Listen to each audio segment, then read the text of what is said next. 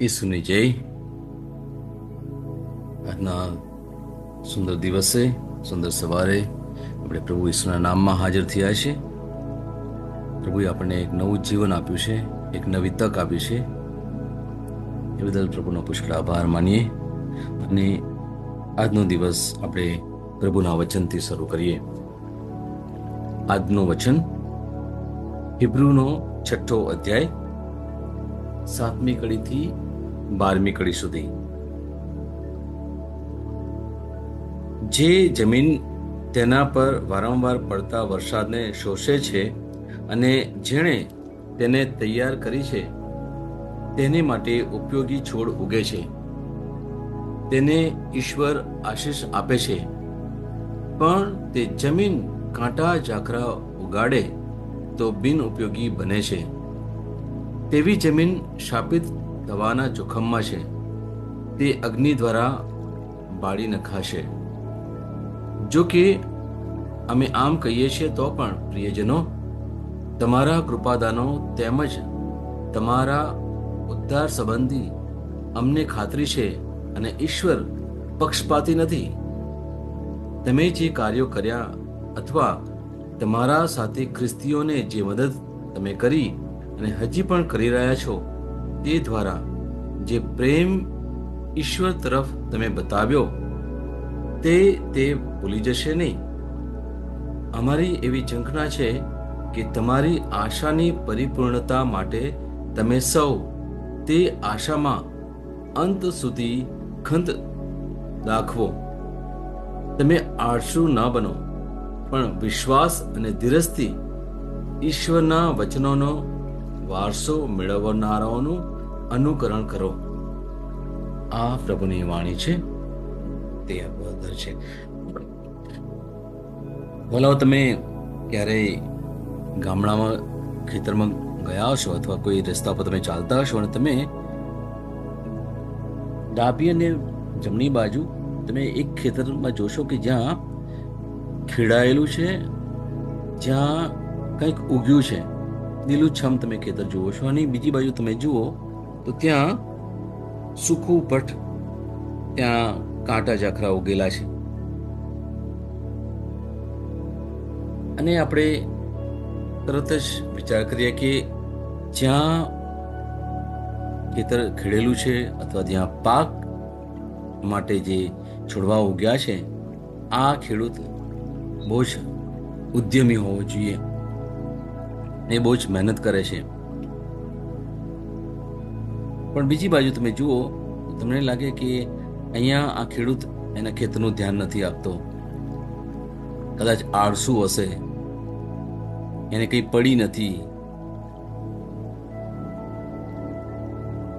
આવું જ કંઈ આજના વચનમાં આપણને જોવા મળે છે. જે હિબ્રુનો 6 અધ્યાય અને એનું 7મું વચન જે કહે છે અને 8મું વચન પણ કહે છે એ પ્રમાણે કે જે જમીન પર વરસાદ પડે છે અને એ જમીન એ વરસાદને અંદર લે છે અને એ સારા જમીન બનવા માટે ખેડૂત એની ઉપર કામ કરે છે, તો ત્યાં સારો પાક આવી શકે. આ જે બાબત જે છે એ આપણી આધ્યાત્મિકતા તરફ દોરી જાય છે. જમીનમાં એટલે આપણા જીવનમાં ઘણી એવી બાબતો છે જે જોઈએ કે એટલી સારી નથી. કદાચ કાંટા ઝાખરા ઉગેલા છે, પથ્થરો હશે,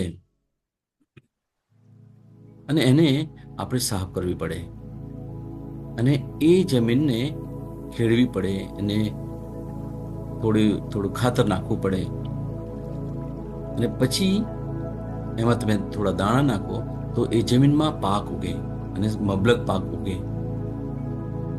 પણ 8મી કડી કહે છે એ પ્રમાણે કે જમીન તો તમે એમાં કંઈક સારું ઉગાડી શકો, પણ જો એને તમે ધ્યાન ના આપો તો ત્યાં કાંટા ઝાખરા ઉત્પન્ન થાય, તો પછી એ માટી ધીરે ધીરે ધીરે એનું જે એનો કસ છે ને એ ગુમાવી જાય. અને એટલે ત્યાં પાક ઉગાડી ના શકો, અથવા તમે કદાચ કંઈક દાણા પણ નાખો તો એ એટલો સારો પાક ના મળે. આ જે વાત કરે છે ને, આ એક ઉદાહરણ દ્વારા સંત પાઉલ આપણને વાત કરે છે, પણ એ આપણા જીવનને બહુ જ લાગુ પડે છે. આપણી જમીન કેવી છે, આપણે એના વિશે પણ એક વાત કરીશું. આપણે બાઇબલ કહે છે પ્રમાણે 4 પ્રકારની જમીન, એના વિશે એક દિવસ આપણે બહુ જ વિસ્તારથી વાત કરીશું. પણ અહીંયા એવી જ કંઈક વાત કરે છે, અને આપણે શું કરવાનું છે એના વિશે આપણે વાત કરીએ. આજનો જે વિષય છે એ છે પ્રાપ્ત કરવા માટે અપેક્ષા રાખો. જીવનમાં કંઈક મેળવવું હોય તો એના માટે આપણે આશા રાખવાની બહુ જ જરૂર છે વલાઓ. અને એટલા જ માટે આપણે ઘણા વખતથી વાત કરી રહ્યા છે હકારાત્મક રહેવાની. હકારાત્મક હોવું એટલે આશા રાખવી, વિશ્વાસ કરવો. અને આ જે ઉદાહરણ આપ્યું છે આજે, કે જમીન એની પર જે વરસાદ પડે છે, વરસાદ એટલે શું? એ પ્રભુની વાણી. આપણે પ્રભુની વાણીથી આપણા આત્માને રોજ સિંચ્યા કરવાનું, એને ખેડવાનું, એટલે એની ઉપર મનન ચિંતન કરતા રહેવાનું. એ જમીનને વધારે ફળદ્રુપ બનાવવા માટે કંઈક ને કંઈક કરતા રહેવાનું. પાણીની સાથે એની અંદર ખાતર પણ આપણે મૂકી શકીએ. અને પછી દાણા મૂકવાના છે. દાણા એટલે આ પ્રભુની વાણી. અને એ પછી શું કરવાનું છે? એને પછી આપણે ધીરજથી એને છોડી દેવાની છે. ખેડૂત દિવસે ને રાત્રે દાણા આજે રોપ્યા અને પછી એ બીજા દિવસ આવીને જોતો નથી કે ભાઈ તું હવે પાક ઉગ્યો કે નહીં. ના, એક ધીરજ રાખે છે. આ કુદરતમાં પણ કહેવાય ને કે કુદરતી બાબતો તમે જેટલી પણ જોશો ને, એમાં પણ એક ધીરજ છે. હા, જો તમે બ્રધર જોન્સનનું જે છેલ્લે ખંભોળીમાં આવેલા ત્યારે એમણે એક રાત્રે આપણે બતાવ્યું હતું, એક વિડીયો બતાવેલો. એમાં એક મરઘીનું ઈંડું એ બતાવેલું કે 21 દિવસમાં એનો કેવી રીતે એનો વિકાસ થાય છે. પહેલા દિવસે તમને કશું જોવા ના મળે, બીજા દિવસે જોવા ના મળે, પછી થોડા દિવસ પછી એમાં એક જીવ જોવા મળે, એકદમ નાનો અમથો. જેમ જેમ સમય જાય એમ એ પછી અંદર તમને એ અંદર જે બચ્ચું છે એ તમને ધીરે ધીરે મોટું થતું જોવા મળે. પછી તમે એની પાંખ પણ જોઈ શકો, એની આંખ પણ જોઈ શકો, એની ચાંચ પણ જોઈ શકો, એના પગ પણ જોઈ શકો. અને પછી 21 દિવસ પછી એ પોતે અંદરથી બહાર નીકળે છે. ધીરજ, ધીરજ. જીવનમાં ઘણી એવી બાબતો છે, પરિસ્થિતિ એવી છે જ્યાં આપણને એક કહેવાય ને હતાશામાં ડૂબાડી દે, દુઃખી કરી દે, નિરાશ કરી દે. પણ આજે આપણે આ કુદરતમાંથી કંઈક નવું શીખીએ. ધીરજની બાબત. જ્યાં આશા હોય, જ્યાં વિશ્વાસ હોય, ત્યાં ધીરજ પણ હોય. અને આ જે બધું છે એ ક્યારે મળે? જ્યારે આપણું વલણ હકારાત્મક હોય. વાલાઓ, પ્રેઝ ધ લોર્ડ. એટલે આશા મનને બાંધે છે. આશા આપણને આપણી પરીક્ષાના સમયમાં સ્થિર કરે છે. એટલા માટે આપણે ક્યારેય આશાને છોડવાની નથી. અને જો અમુક લોકો આશાને છોડી દે છે, કેમ? કારણ કે એમને લાગતું નથી કે હવે હું ક્યારે સફળ થઈ શકું. ગઈકાલે મારે કોઈની સાથે વાત થતી હતી.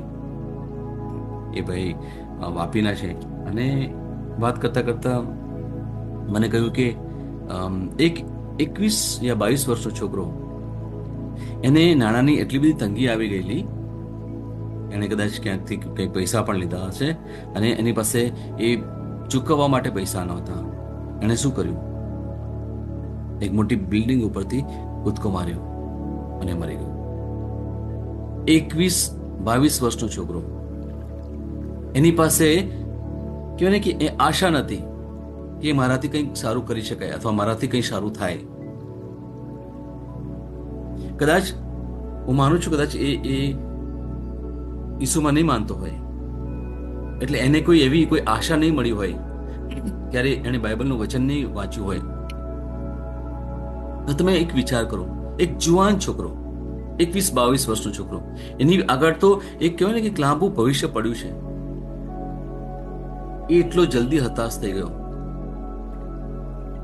અને એનું જીવન ટૂંકાવી દીધું કે હવે બસ કશું નથી, આશા નથી.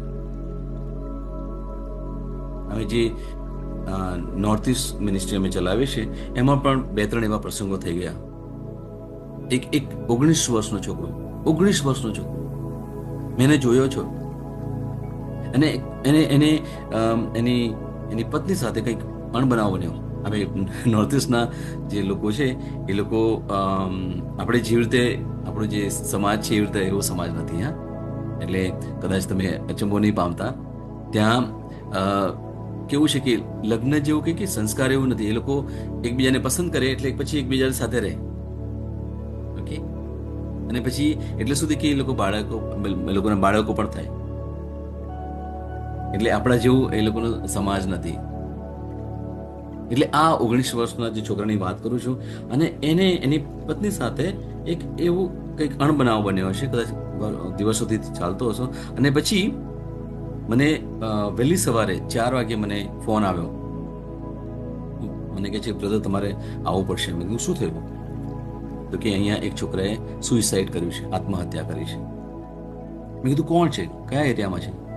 અને મેં જાણ્યું ત્યારે મને ખરેખર બહુ જ આઘાત લાગ્યો. મોટી વાત નથી, કંઈક ખરેખર કોઈ મોટી વાત નથી, પણ એ વ્યક્તિ એટલો લાગણીશીલ હતો અને કદાચ એની પત્નીમાં કદાચ કંઈક એવું ખોટું લાગ્યું હશે, અથવા કદાચ એને નહીં લાગ્યું હોય કે પત્ની પાછી આવે, કારણ કે પત્ની કંઈક બીજાના ઘરે રહેતી હતી. આજે 1-2 દિવસ માટે કંઈક ગઈ હશે ને ખબર ને, એ જ કંઈક એવું કંઈક હતું. અને પણ મુખ્ય બાબત એ છે કે એ છોકરાને કંઈક આશા લાગે જ નહીં. એને કદાચ કોઈ વિશ્વાસ નહીં લાગ્યો કે સારું થશે. અને શું કર્યું એણે કે હવે મને જિંદગી નથી જીવી, એનું જીવન ટૂંકવી દીધું. એને બીજા દિવસે હું હોસ્પિટલમાં ગયો હતો, અહીંયા જે સોલાપુર સિવિલ હોસ્પિટલ ત્યાં ગયો હતો. અને પછી એની પત્ની સાથે વાત કરવા પ્રયત્ન કર્યો. એને બસ રડ્યા જ કરે, એ ફક્ત રડ્યા જ કરે. ઘણા બધા મારા નોર્થ ઇસ્ટના ઘણા બધા લોકો હતા, એ મારી સાથે વાત નથી કરી શકતી, કારણ કે એને બહુ જ દુઃખ લાગતું હતું કે એવું તો શું થઈ ગયું કે મારા પતિએ આત્મહત્યા કરી. હું એને બહુ પ્રેમ કરું છું. એ વખતે એની બહેન પણ હતી, એની સાથે એના બીજા સંબંધીઓ પણ હતા. એની બહેનને પણ કહ્યું હતું કે ના, મારો ભાઈ તો બહુ સારો છે, હંમેશા હસી હસીને વાતો કરે. ભલાઓ, જીવનમાં જો આશા નહીં હોય ને તો પછી કશું જ નથી. સાચું કહું છું, આશા નથી તો પછી પ્રભુની કૃપા પણ મેળવવી ખરેખર બહુ કઠિન છે. હા, ગમે તેવી પરિસ્થિતિ હશે મારા વાલાઓ, આજે મારે તમને આ કહેવું છે, કોઈ પણ પરિસ્થિતિ હશે, તમને કોઈ પણ બાબત તમે કદાચ મનમાં લીધી હશે અને તમે કદાચ ઘણા સમયથી એની રાહ જોતા હશો ને, પણ રાહ જોજો. તમને કોઈ બાબતથી બહુ તકલીફ થતી હશે ને, અને તમને લાગતું હશે કે હવે આમાંથી કદાચ બહાર ના નીકળાય, તો આ તો છે ને એને તમે કાપી નાખો. પ્રભુ પર ફક્ત ને ફક્ત ભરોસો રાખવાનો છે. આપણે હિબ્રુનો 6થો અધ્યાય એની 7મી અને 8મી કડીમાં મેં તમને વાંચ્યું એ પ્રમાણે આપણી જમીનને છે ને આપણે તૈયાર રાખવાની છે. વરસાદ પડે છે ને પડવા દો, જમીનને સિંચવા દો, અને પછી પેલા પ્રભુની વાણીના જે બીજ છે ને એ આપણે મૂકવાના છે. અને પછી આપણે રાહ જોવાની છે, ધીરજ ધરવાની છે. વાલો, આપણું જે જીવન છે ને, સાચું કહું છું ને કે પ્રભુએ આપણને જે શીખ્યું છે, જે મુખ્ય બાબત એ છે ધીરજ ધરો, હેવ પેશન્સ. કારણ કે આજની દુનિયા એવી છે ને કે લોકોનામાં ધીરજ નથી. લોકોનામાં ખરેખર કહેવાય ને કે બહુ નાસીપાસ થઈ જાય, બહુ જલ્દી નાસીપાસ થઈ જાય છે. મેં જોયું છે, મારી પાસે એવા પ્રસંગો છે મારી પાસે, અને સાચી ઘટનાઓ છે જ્યાં જે લોકોના જીવનમાં ધીરજ નથી અને એ લોકોએ પછી કેવા કેવા કહેવાય ને કે કામ એવા કર્યા છે, અને અંગ્રેજીમાં કહું છું બ્લન્ડર એટલે કે અયોગ્ય કામ કર્યું છે, અને પછી એ લોકો પસ્તાય છે. પછી મને કહે છે, બ્રધર મારાથી ભૂલ થઈ ગઈ, મારે તો આવું નહોતું કરવું. પછી તો અમારે શ્યોરલી એ લોકોને મદદ કરવી પડે, એ લોકોની સાથે બેસવું પડે. પણ મારે કહેવાનું ભાવાર્થ આ છે મારા વાલાઓ, કે જો તમે આશા છોડી દીધી ને તો પછી લોકોની હાલત બહુ કંગાળ થઈ જાય છે. અને કંગાળ એટલે તમે પૈસે ટકે પણ કંગાળ થઈ શકો. મનથી, જે મોટી બાબત છે ને, એ મનથી જો કંગાળ થઈ જાઓ, આશા છૂટી જાય ને, તો પછી એક શું કહે કે જીવન જીવવાનો રસ ના રહે. અને જ્યારે જીવન જીવવાનો રસ ના રહે ને, ત્યારે તમને પ્રભુમાં પણ શું કહે કે મન ના લાગે, તમને પ્રાર્થના કરવાની ઈચ્છા ના થાય. તમે કદાચ દેવળમાં પણ જાઓ ને તો પણ ખાલી જવા ખાતર, પેલી કે ને રૂઢી પ્રમાણે, તમને પહેલા પણ મેં કહ્યું તમને, એ રૂઢી પ્રમાણે ના કરીએ. મેં તમને થોડા દિવસ પહેલા મેં પ્રવચન આપ્યું હતું. એક મુખ્ય બાબત આપણે જીવનમાં જે આપણે દેવળમાં જે મુખ્ય જે થાય છે, મુખ્ય બાબત, એ બે બાબતો થાય છે. આખી કદાચ 1 કલાક અથવા 1.5 કલાકનું, અથવા ઘણીવાર સવારે જે રોજિંદા સામાન્ય દિવસોમાં ફક્ત અડધો કલાકની મિસ હોય છે, એમાં મુખ્ય બે બાબતો થાય છે. એક છે વચન, એનું ભાથું આપણને મળે છે, અને બીજું એ પ્રભુ ઈસુનું શરીર અને લોહી, એ આપણે ગ્રહણ કરીએ છીએ. બીજી બાબતો આપણે ગૌણ જો કદાચ ગણી શકીએ, પણ આ મુખ્ય બે બાબતો છે. કદાચ આપણે રોજ પ્રભુ ઈસુનું ભોજન ના લઈ શકીએ, પણ બીજું એક છે જ્યાં આપણે જાતે ભોજન લઈ શકીએ. હવે એના વિશે પણ હું થોડી 1-2 વાતો કરું. આજે મને પવિત્ર આત્મા કંઈક અલગ વાત કરાવે છે. કંઈ વાંધો નહીં, હું કરાવું, એ વાત કરું છું, કારણ કે મેં કંઈક તૈયાર કર્યું હતું અને પ્રભુ મને કંઈક અલગ બોલાવે છે આ બાબત ઉપર. ભલાઓ યાદ રાખજો, આપણે પ્રભુ ઈસુનું ભાથું રોજ લઈ શકીએ. આપણી પાસે બાઇબલ છે, રોજ બાઇબલ ખોલીએ. આપણે વચનો હું તમને આપું છું, એ વચન ઉપર મનન ચિંતન કરીએ. અને જો તમારી પાસે કોઈ એવો પ્લાન હોય, યોજના હોય, તો તમે એ વચન વાંચો. તમે જો શરૂ કરવું હોય તો તમે જે 4 ગ્રંથ છે, માથી, માર્ક, લૂક અને યોહાન, એથી તમે શરૂ કરો. પછી તમે પ્રેરિતોના ચરિત્રો, જે એક્ટ્સ આપણે કહીએ છીએ, પછી રોમ, અને પછી પૌલના બીજા પત્રો છે બધા, એ તરફ તમે વાંચ્યા કરજો. પણ વાંચવા ખાતર નહીં. હું તમને ઘણી વાર આજ કહું છું કે વાંચ્યા પછી એની ઉપર મનન ચિંતન કરવાનું છે. આ આપણે રોજ પ્રભુનું ભોજન લઈ શકીએ વચન દ્વારા. તમને એક બીજી બાબત કહું, કદાચ તમને રહસ્ય જેવું લાગશે, અથવા તમને કદાચ કોઈને કદાચ આ અનુભવ ના કર્યો હોય, તો જો તમે અનુભવ કરશો ને, તો ખરેખર આજે એક મોટું રહસ્ય તમને આપું છું આજે, હા વાલાઓ, જે કદાચ ક્યાંય તમને મળ્યું ના હોય. આ પવિત્ર આત્મા મને આજે એક પ્રેરણા આપે છે તમને કહેવાની. જો તમારે પ્રભુ ઈસુનું ભોજન લેવું હોય ને, સાચું કહું તમને, જ્યારે પ્રભુને ક્રૂસ પર ચડવાનું હતું, એમને એ કહેવાય કારમી વેદના મળવાની હતી, એ પહેલા એમણે શું કર્યું હતું ખબર છે? બધા શિષ્યોને ભેગા કર્યા અને એક કુટુંબની રીતે એ લોકો બેઠેલા, અને ત્યાં એમણે કહેવાય ને કે એક પાઉં લીધો, બ્રેડ કે આપણે કહીએ છીએ, અને દ્રાક્ષારસ. એ વખતે એ લોકો દ્રાક્ષારસ પીતા હતા. આપણે જો ખબર હોય તો કે ઈસુએ જે પહેલો ચમત્કાર કર્યો હતો, પાણીનો દ્રાક્ષારસ કર્યો હતો, તો ત્યાં એક કહેવાય ને કે એક સામાજિક વ્યવસ્થા છે. આપણા ઘરે કોઈ આવે તો આપણે શું કરીએ? પાણી આપીએ અને પછી ચા બનાવીએ. આપણી આ વ્યવસ્થા છે, ઓકે. પણ એમના સમયમાં એ દ્રાક્ષારસ, વાલાઓ, તમને સાચું કહું છું, જો તમારે પ્રભુનું ભોજન લેવું હોય, તમારા ઘરે રોટલી બને છે અથવા રોટલો બને છે, એ લેજો. તમે પાણીને એને તમે વિશ્વાસથી તમે કહેજો કે પ્રભુ, આ પાણી નથી પણ તમારું લોહી છે, અને હું માનું છું, અને હું આ જે રોટી છે મારી પાસે, એને હું શરીર માનું છું. આ વિશ્વાસથી તમે રોટી અને પાણી અથવા તમે કદાચ ચા પણ તમે આ લેશો ને, અને વિશ્વાસથી તમે રોટીને પ્રભુ ઈશુનું શરીર છે એમ તમે લેશો, વિશ્વાસથી એ પાણીને તમે પ્રભુ ઈશુનું લોહી છે એ પ્રમાણે તમે લેશો, તમને સાચી સાચ કહું છું વાલાઓ, તમે સાચા અર્થમાં પ્રભુનું શરીર અને લોહી લો છો. Praise the lord. કદાચ વિશ્વાસ ના આવે એવી બાબત લાગે છે.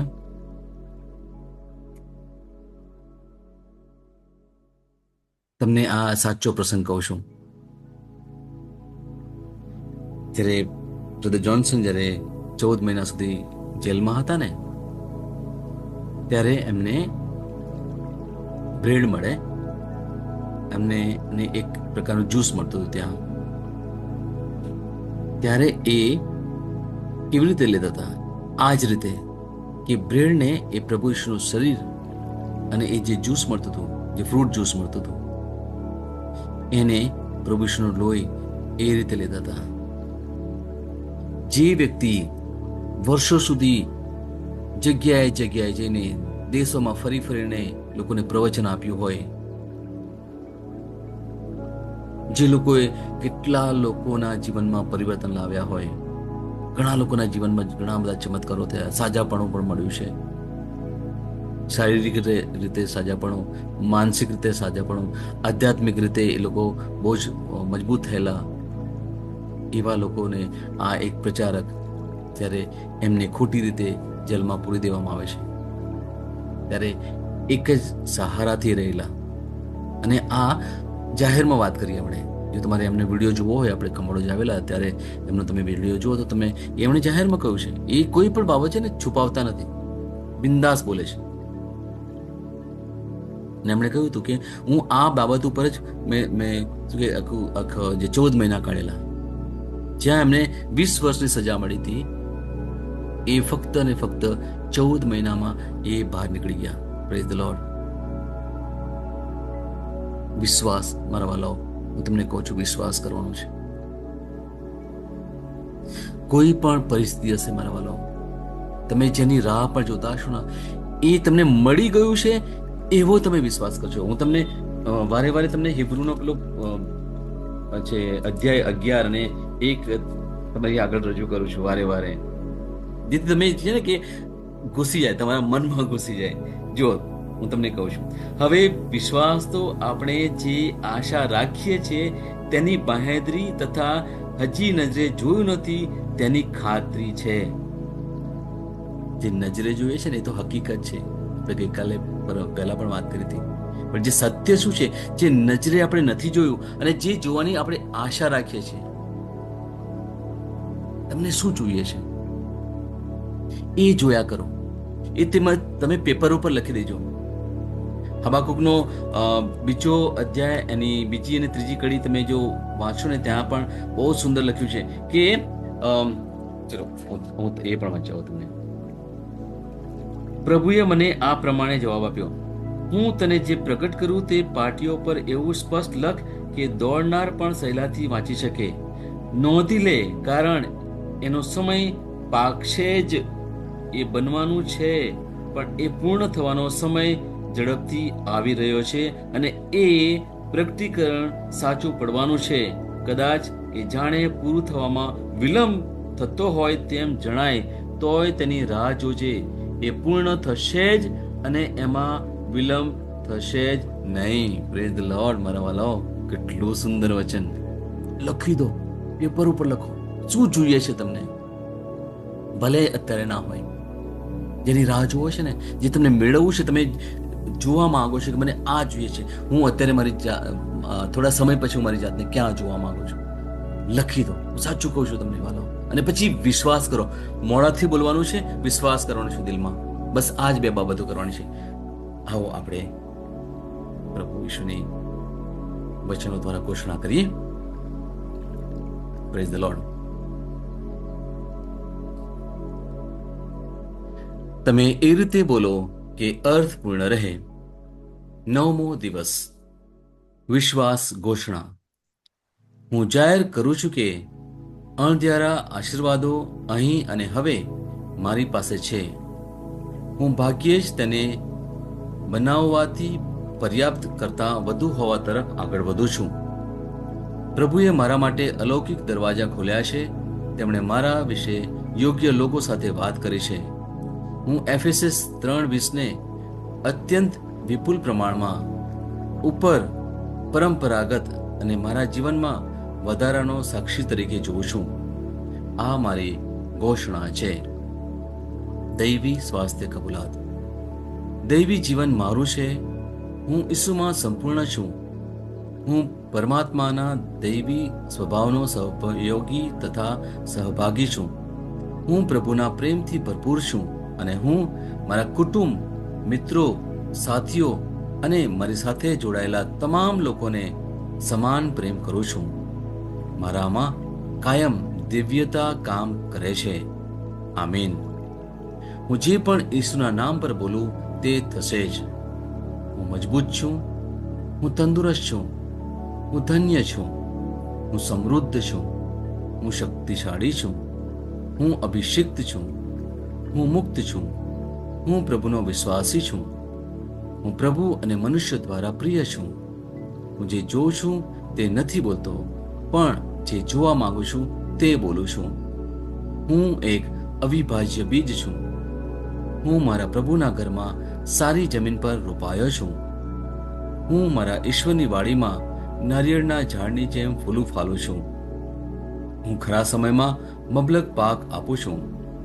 હું પ્રભુમાં તાજા લીલા વૃક્ષો જેવો છું. હું વૃદ્ધાવસ્થામાં પણ ફળદાયક રહીશ. મારા પાન કદી નહીં કરમાય. હું જે પણ પ્રભુ ઈસુના નામમાં કામ કરીશ તેમાં સફળ થઈશ. ઈસુના નામમાં વસ્તુઓ હંમેશા મારા માટે કામ કરી રહી છે.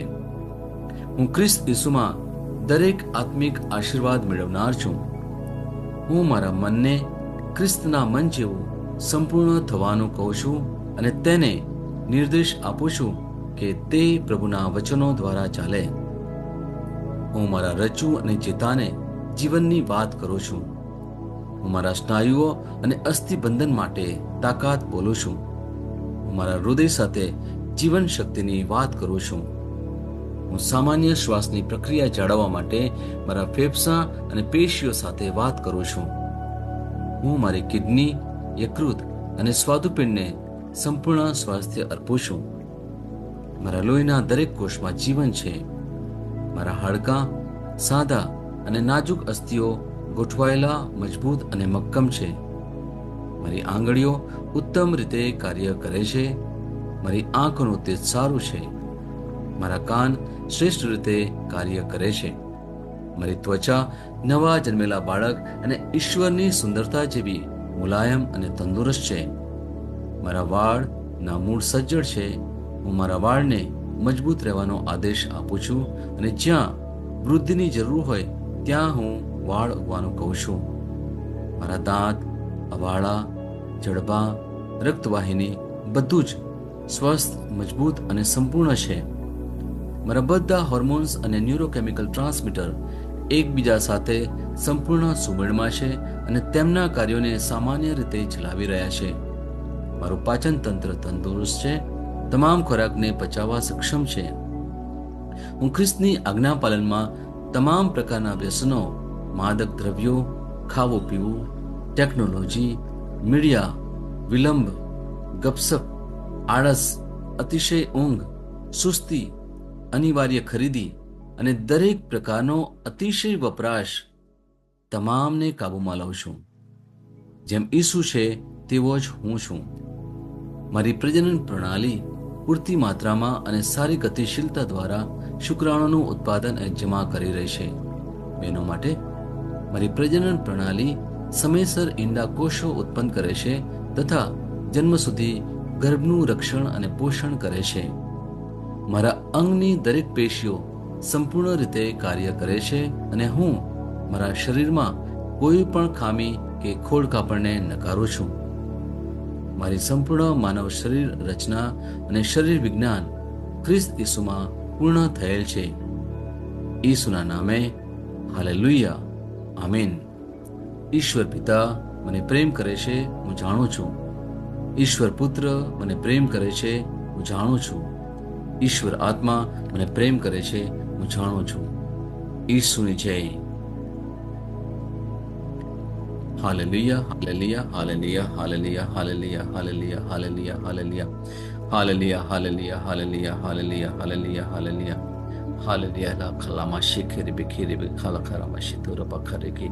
Hallelujah, hallelujah, halala karama shikiri mishita la karama shitiri. Bahala makili kili shili kiri mishila karama shitura kiri bakara shitiri. Hola liya la hakalama shikiri minara karama shitare tara karama shitaleki. Hola liya la karama shikiri kiri kiri mishiri bishara bakarama shitiri kiri kiri. Hallelujah, hallelujah, hallelujah, hallelujah, hallelujah, hallelujah. Hallelujah, hallelujah, hallelujah, hallelujah, hallelujah, hallelujah. O khala makhi kiri mishi kiri bara bala khara khara mashituri kiri mishi tara baba la khara mashitiri kiri mishi kiri bala khara mashitiri be hala makhuru bi khara mashatala khara mashi kiri kiri kiri mishi kiri mashiti ribara basha bara bakhara makhi kiri mishi biru bakhara mashituri kiri bala khala khala khara mashi kiri la bahadi kara batara mahatiri shudi bibi bishi bara makane tori bala khara shitiri hola liya la bakhara mashitiri kiri bi kiri mishi kiri kara khara khara mashi Karamashiki, Ola bara bara karamashituli kinimiti doria, Bahatha namasha karabata karamashituli bakari, Halali alama halola hala bakala mashikiri bikiri kiri mishikula karamashatari, Halali ala kalamashiki de here de hera bakalati. Hallelujah, hallelujah, hallelujah. Thank you, Jesus. Praise you, Jesus. Praise you, Jesus. Thank you, Jesus. Praise you, Jesus. Thank you. Hallelujah. पिता परमेश्वर no जय हो. पिता परमेश्वर no जय हो. प्रभु यीशु no जय हो. प्रभु यीशु नो जय. पवित्र आत्मा नो जय हो.